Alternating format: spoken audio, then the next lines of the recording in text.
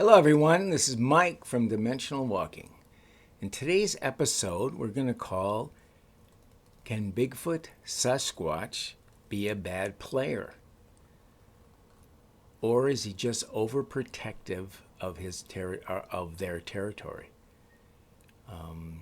Anyways, that's the beginning. That is the segment name. And well, so over the years, I've done a lot of field research on Bigfoot.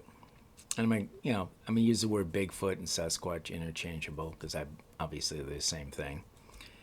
And I've been in the presence of Sasquatch several times. Okay, never felt in danger. To the contrary, I always felt kind of peaceful. Sometimes a little shocked, but peaceful in the end, anyways. But recently, I came across a few very interesting stories that would give me or give anybody a little bit of pause when it concerning the presence of Sasquatch. One of these stories I got from my research buddy, Kiwani. And so here's the story. And in 1906, there's a valley in northwestern territory of Canada called Nahanni. I'm sure it's an Indian name, and I'm probably pronouncing it incorrectly, but that's it. Nahanni, I'm going to call it.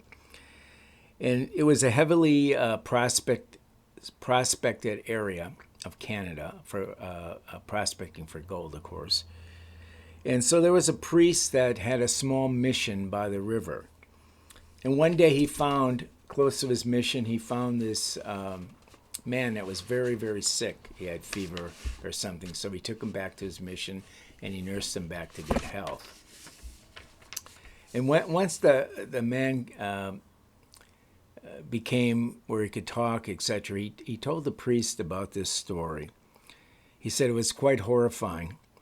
It was about his partner, this guy's partner, and he was attacked by monkey men. And he described them as large, hairy creatures that used whistles and howls to communicate with each other. And on one foggy night, they got his partner, as he said, and they ate all his flesh to the bone, and they took his head. Well, if that would have been the only prospector type story, I guess I would have probably brushed it off as an embellishment, basically. Or who knows, maybe he ended up murdering his partner. That isn't unheard of, especially when it comes to gold prospecting. But according to the Canadian Mounted Police, since 1906, there's been 10 similar unsolved murders that happened in the same valley. So if the description of how the person died was similar, that's pretty profound. So the question would be, was it a pack of monster grizzly bears, or Bigfoot protecting the Valley of the Gold and sending a message to humans to stay out? Who's to know? A more recent story. This is about a sleepy little town in it would be western North Carolina, up in the Appalachian Mountains, where two boys were abducted from a campground near a swampy area of the state, which I guess would probably be more southwestern part of the state. But in this case, there was a large amount of blood that was left behind and large footprints near the camp leading to the swamp. But this case has still been unsolved up until this day, as far as I know. I did do a little checking, and it seems that it's still unsolved. Nobody knows what really happened, but it has that same flavor of a possible Sasquatch or Bigfoot encounter. So, Teddy Roosevelt, who as you all know, or many of you should know, he was quite the hunter, quite the explorer. He had a lot to do with the parks, the national parks that we enjoy today. So he's been up and around all those areas. And he told a story about two fur traders that were trapping beaver near the Bitterroot Mountains and near a river called the Salmon River.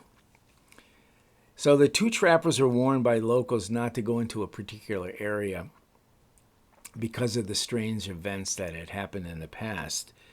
But, of course, the hunters were lured into the area because of the abundance of the beaver that were there. And so after spending 2 days, apparently, and they went back to check some of their traps, one of the trappers met a very violent death at the hands of a large hairy creature. And there's been several other credible stories, similar type murders around the world over the last 100 years or so. I would say for the most part, if not all, these actually just happen to involve humans in the Sasquatch territory. Humans that were either prospecting or also hunting. I personally had interviewed several hunters in Arizona and New Mexico that would talk about entering valleys in those states or kind of wooded areas also.